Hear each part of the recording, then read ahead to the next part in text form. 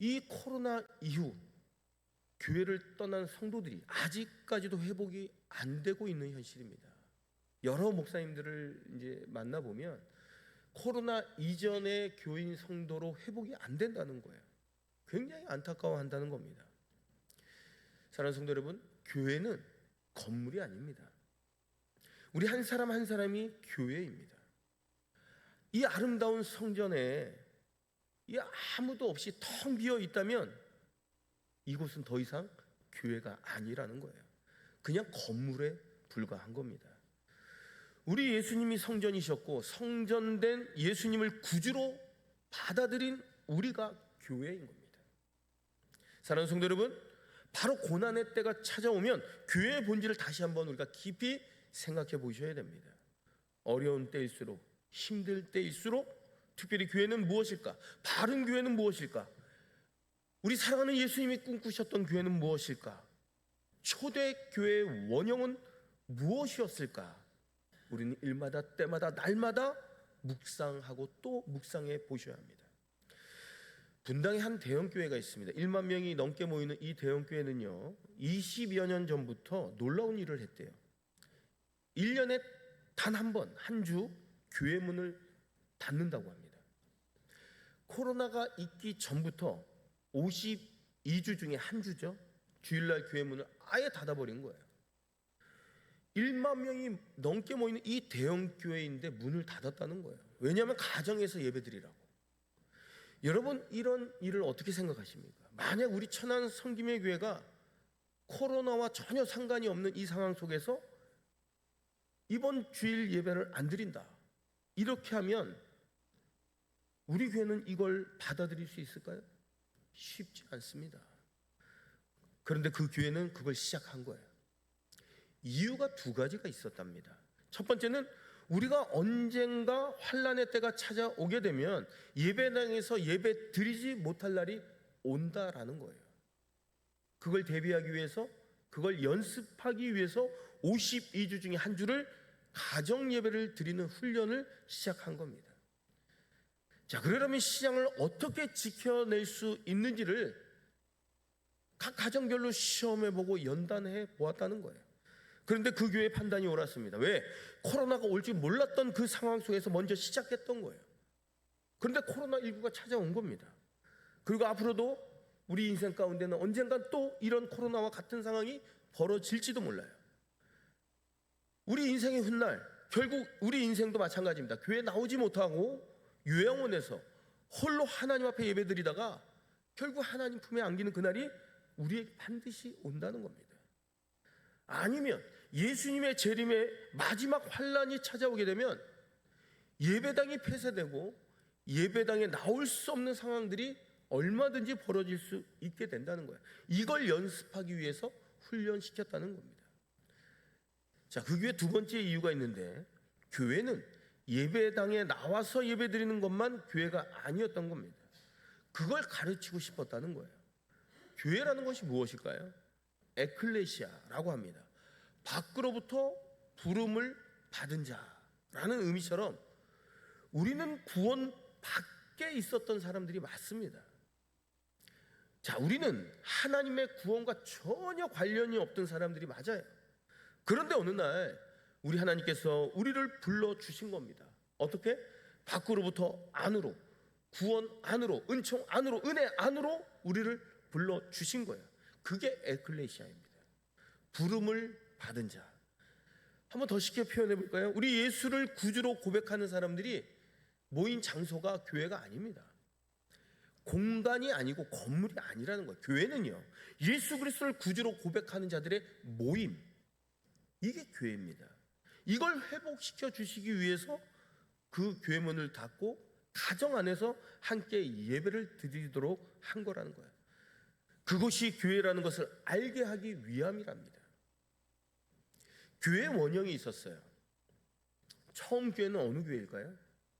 돌단부터 시작했습니다. 우리가 너무나도 잘 아시다시피 베델에서 돌단을 쌓았고 야곱이 만든 그 예배당, 이게 최초의 어떻게 보면 교회의 처음 예배당입니다. 그것이 이제 모세 시절로 바뀌면서 성막으로 바뀌었어요. 이동형이었다는 거죠. 그 안에 법궤를 담고 있었습니다.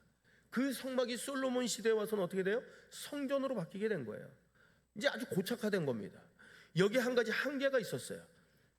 무엇이냐면 바로 하나님을 가두어 둘 가능성이 있었던 거예요. 우리 하나님은 그곳에만 계신 분이 아니거든요.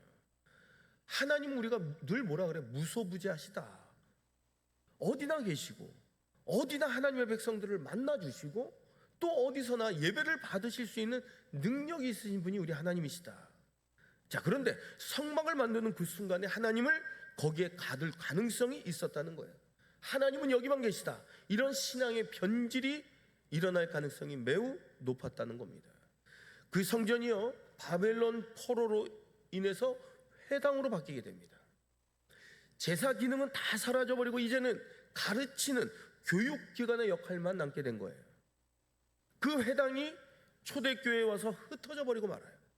하나님의 백성들이 왜 흩어졌을까? 고난을 받게 되고 핍박을 받아서 각자 다 흩어질 수밖에 없는 상황이었습니다. 그 디아스포라 교회, 가정교회, 소수의 교인들이 모여서 드리는 그런 예배가 되었던 거예요. 그게 바로 교회의 원형이었습니다. 사랑하는 성도 여러분, 그래서 우리가 드리는 이곳은 성전이 아니라 예배 당일 뿐입니다. 바로 교회는 우리라는 거예요. 우리가 교회인 거예요. 우리가 이곳에 있기 때문에 이곳이 교회가 되는 거예요. 여러분이 가정에서 하나님 앞에 예배 드리면 그것이 교회가 될 줄로 믿으시기 바랍니다. 이건 저의 말이 아니라 성경의 예수님의 말씀이랍니다. 바로 이것을 기억하시는 거예요. 우리가 지구상에 여러 교파가 있고 또 여러 교단이 있고 여러 교회가 있지 않습니까? 제가 여러분들에게 한 가지 질문해 볼게요. 자, 그러면 어떤 교회가 완전한 교회일까요? 여러분, 교회는요, 지구상의 교회는 다 미완성 교회입니다. 허물이 많고 실수가 많고 부족한 부분이 참 많은 게 맞습니다. 이유가 무엇일까요? 왜 허물이 많고 실수가 많고 부족한 게 많은 이유가 뭐예요? 죄인들이 모였기 때문에 그래요. 지구상에는 완전한 교회는 없습니다. 그래서 우리는 완전한 교회로 되어가려고 노력하는 거예요. 끊임없이 완전한 교회가 되기 위해서 발버둥을 치는 거예요. 땀을 흘리는 겁니다. 그리고 하나님께서 그렇게 만들어 가실 겁니다. 아니, 예수님 재림하실 때 그 완전한 교회를 우리 예수님께서, 주님께서 성취하실 겁니다. 한 청년이요, 목사님에게 찾아가서 이런 질문을 했답니다. 목사님, 제가 다니던 교회에서 상처를 참 많이 받았습니다. 목사님, 상처받지 않게 완벽한 교회가 있다면 소개시켜 주십시오. 이런 부탁을 한 거예요. 이때 목사님이 이렇게 대답을 합니다.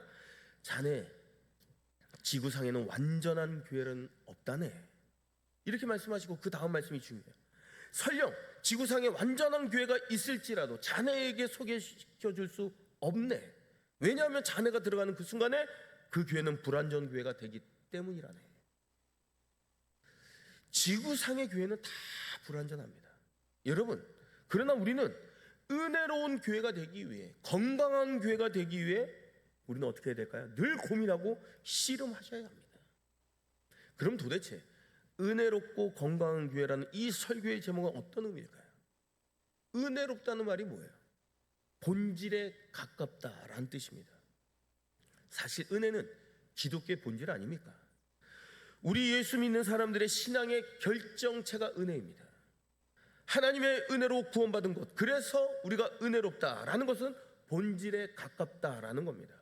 그리고 건강한 교회라는 의미는요, 기능과 역할을 다 하고 있다라는 뜻입니다. 사랑하는 성도 여러분, 하나님의 교회는 본질에 가까워야 하고 주님께서 세우신 교회는 기능과 역할을 다 감당할 수 있어야 합니다. 교회 안에 여러 가지 갈등이 있는 건 사실입니다. 초대교회도 마찬가지고요, 고린도 교회, 오늘 성경 본문의 주제는 에베소 교회도 마찬가지였어요. 많은 어려움들이 있었습니다. 왜? 죄인들이 모인 곳이기 때문에, 다양한 사람들이 모인 곳이기 때문에 그래요. 직업도 다르고 성향도 다르고 인종도 다르고 성품도 다르고 성격도 다르고 다 다양한 사람들이 모여서 예수님을 구주로 고백하는 사람들의 그 공동체가 된 거예요. 당연히 갈등과 다툼이 있을 수밖에 없습니다. 특별히 초대교회 안에는요, 은사의 갈등이 참 많았어요.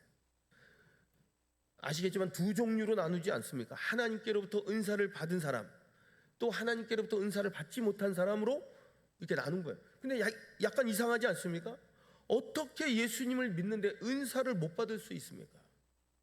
여러분, 다 은사가 있는 게 사실이잖아요.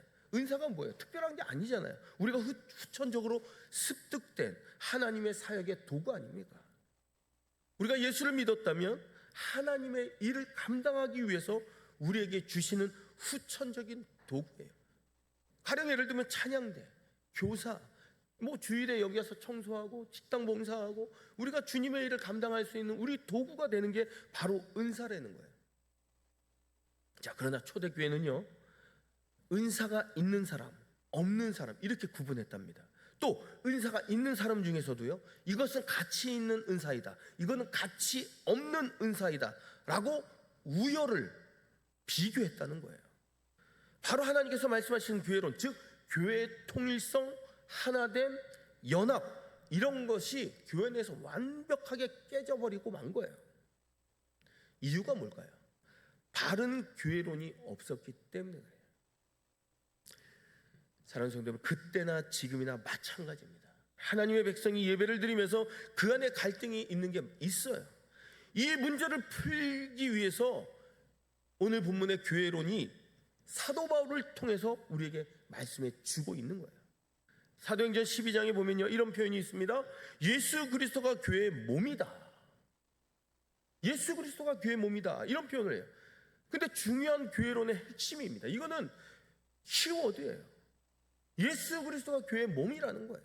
그런데 오늘 성경은 더 구체적으로 얘기해요. 에베소서 4장 15절 하반절에 보면 그는 머리니 곧 그리스도라.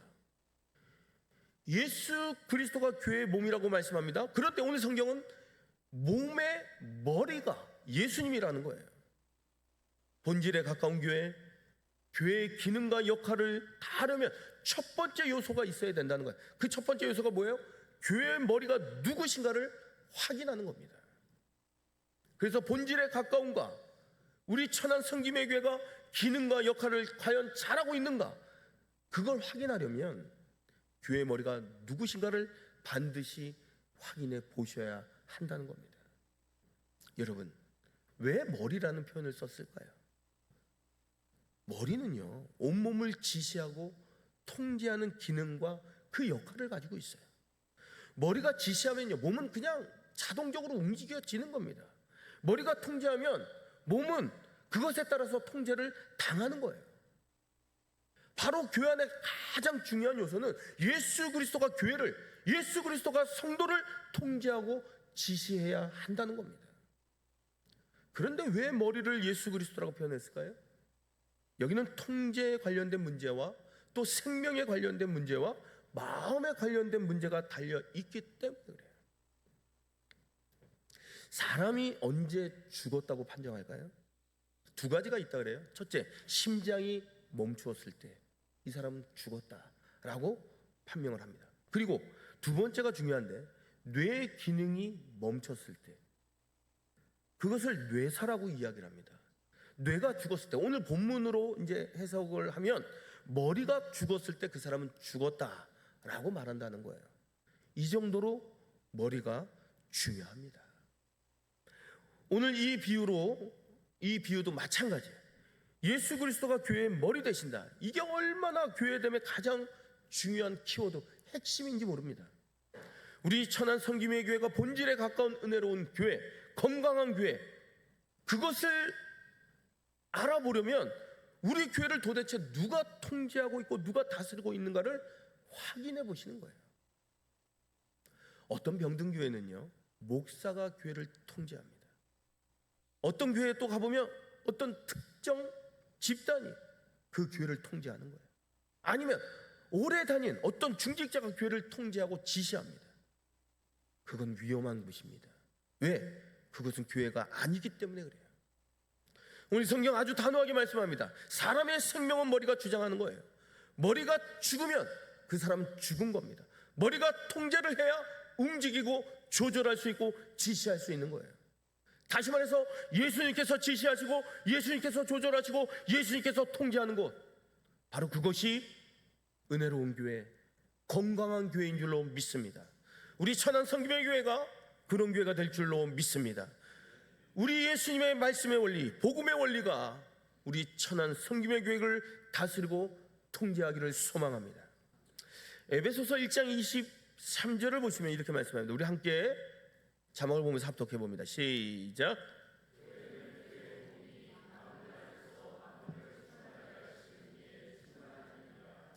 특별히 교회를 설명할 때 머리를 설명하신 후에 오늘 본문 말씀 보니까 뭐라 그래요? 에베소서 1장 23절, 충만함을 계속해서 지속적으로 말씀해 주고 있습니다. 여러분, 충만이라는 말은 양을 의미하는 게 아닙니다. 다스림을 의미하고 있어요. 신약 성경에서 충만하다라는 것은요, 항상 다스림이 있다, 그의 통제 안에 있다, 그의 지시 안에 있다라고 표현을 합니다. 교회가 교회되려면 예수님의 충만함, 예수님의 다스림, 바로 그 안에 있어야 교회가 본질에 충만한 은혜로운 교회, 건강한 교회가 될 줄로 믿습니다.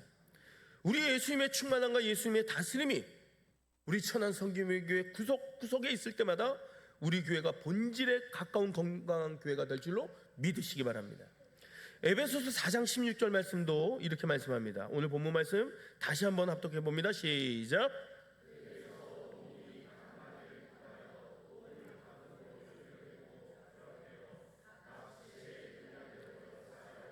그 몸을 자라게 하며 사랑 안에서 스스로 세우느니라. 아멘. 오늘 말씀에 교회가 본질에 가깝고 기능과 역할을 다하려면 저와 여러분은 어떤 존재라는 거예요? 지체라고 말씀합니다. 각 마디마디에 연결되어 있다는 거예요. 함께 연합되어 있다는 겁니다. 함께 해야 된다는 거예요. 우리는 연결되어 있기 때문에 공생공사의 관계입니다.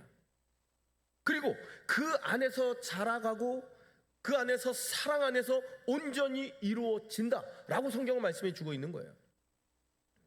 자, 그러면 본질에 가까운 교회는 어떤 교회입니까? 교회의 기능과 역할을 다 하는 교회는 과연 어떤 교회입니까?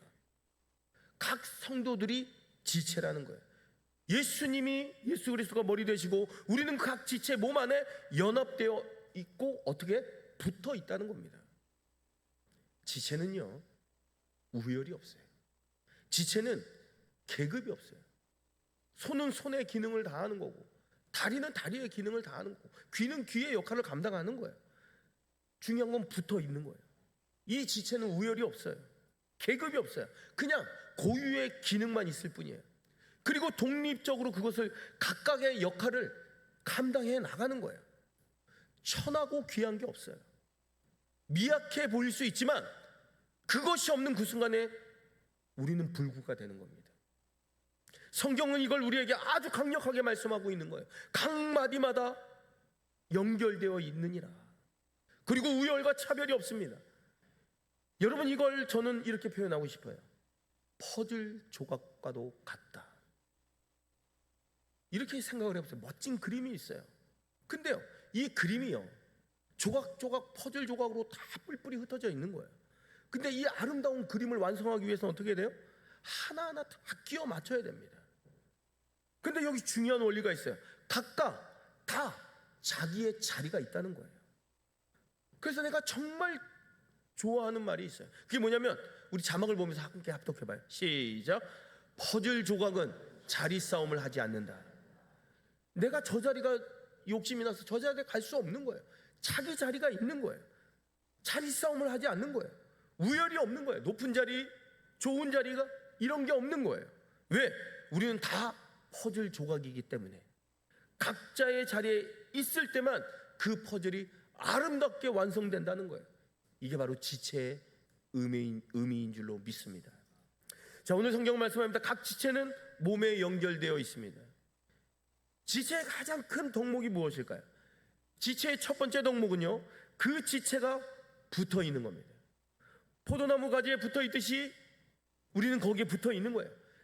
우리가 성령의 9가지 열매를 알고 계시죠? 사랑과 희락과 화평과 오래 참음과 자비와 양선과 충성과 온유와 절제. 이게 성령의 9가지 열매 아닙니까? 우리가 맺으려고 노력해서 얻는 열매 아닙니다. 이것은요, 포도나무 대신 예수 그리스도의 그 가지에 착 달라붙어 있으면 저절로 맺혀지는 거예요. 내가 맺는 게 아니라니까요.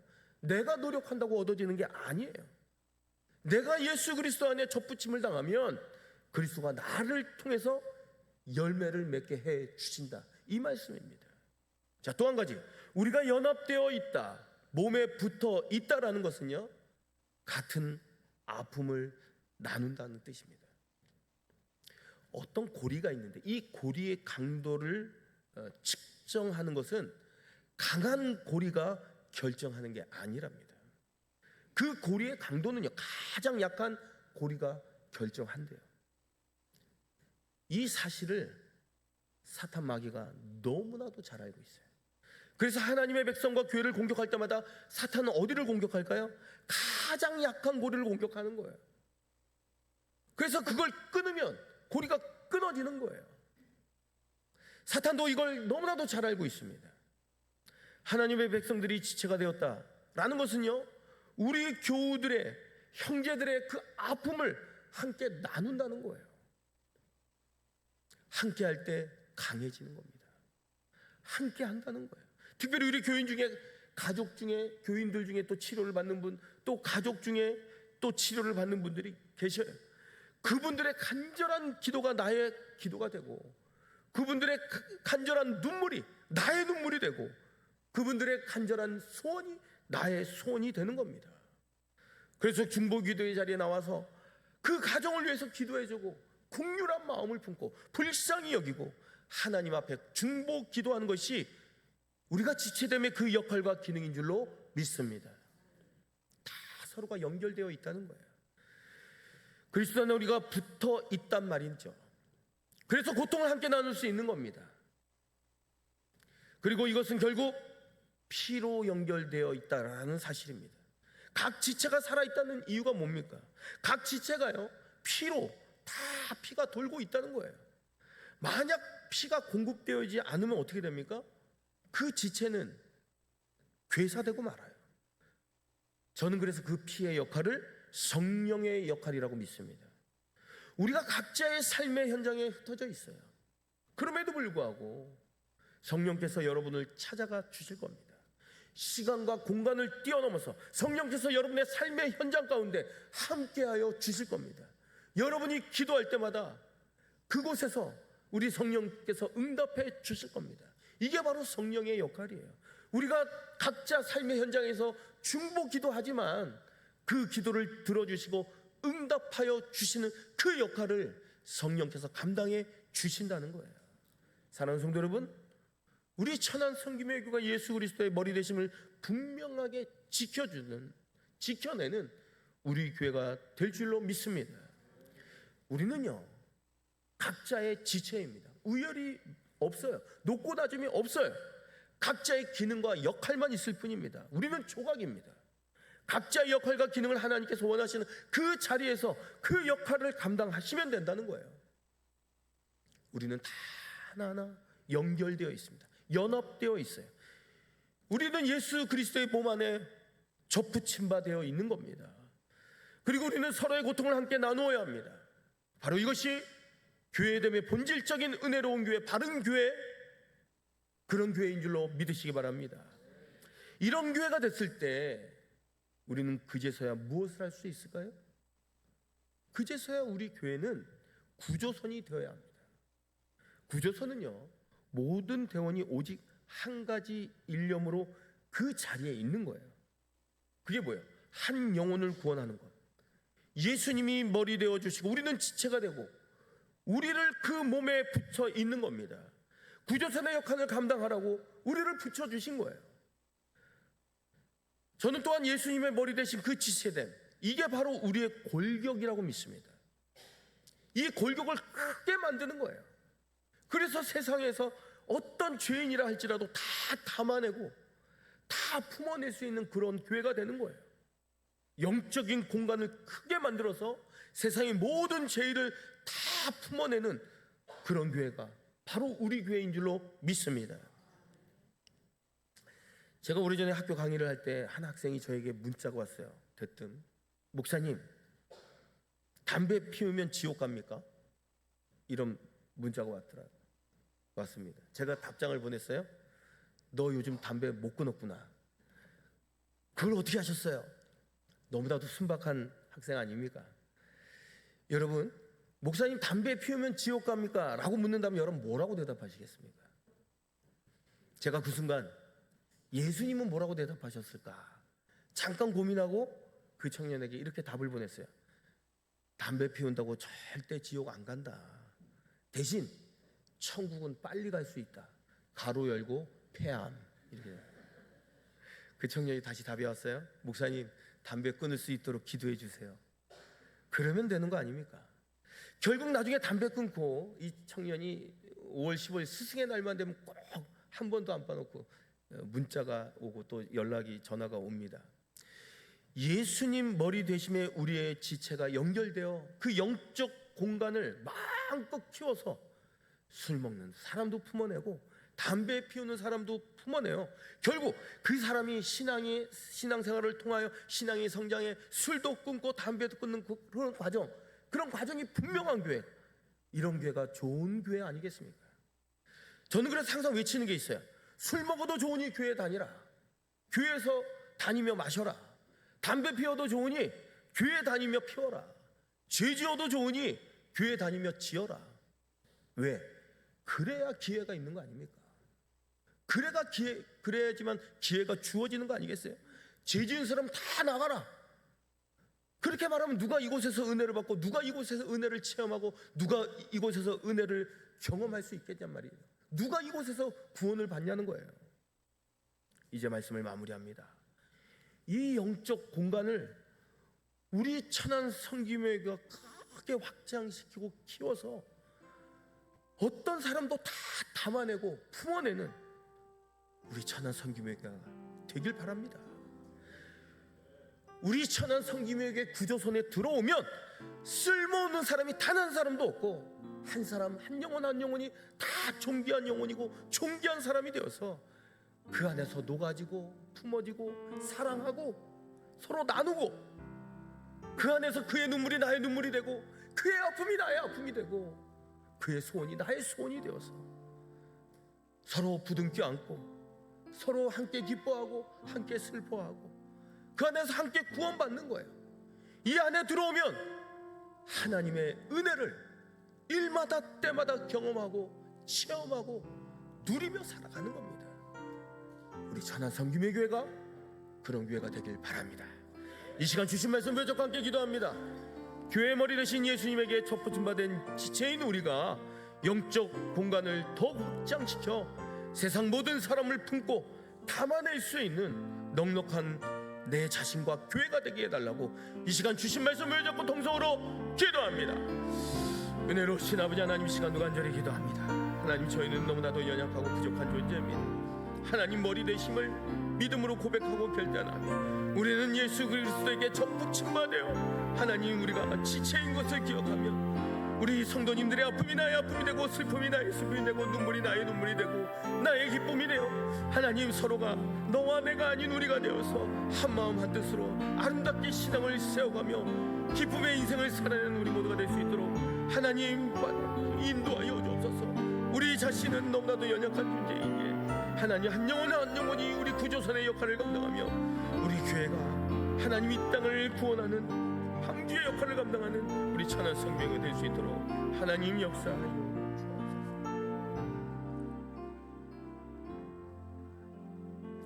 은혜로우신 아버지 하나님, 오늘 말씀을 통하여 교회가 무엇인지, 본질이 무엇인지, 교회의 기능과 역할은 무엇인지 우리에게 너무나도 분명하고 선명하게 말씀해 주신 것 감사를 드립니다. 하나님, 우리 천안 성김의 교회가 이런 교회가 되게 해 주옵소서. 특별히 성령께서 우리를 연결시켜 주셨음을 알게 하시고 그리스도 안에서 우리가 첫 붙임받았을 때 성령의 9가지 열매를 맺어 우리의 영적 공간을 확장시켜 구조선의 역할을 잘 감당하는 우리 천안 성김의 교회가 되게 하여 주옵소서. 그래야 세상의 어떤 죄인도 다 품어낼 수 있는 우리 교회가 되게 해 주옵소서. 거룩하신 예수 그리스도의 이름 받들어 간절히 기도드리옵나이다. 아멘.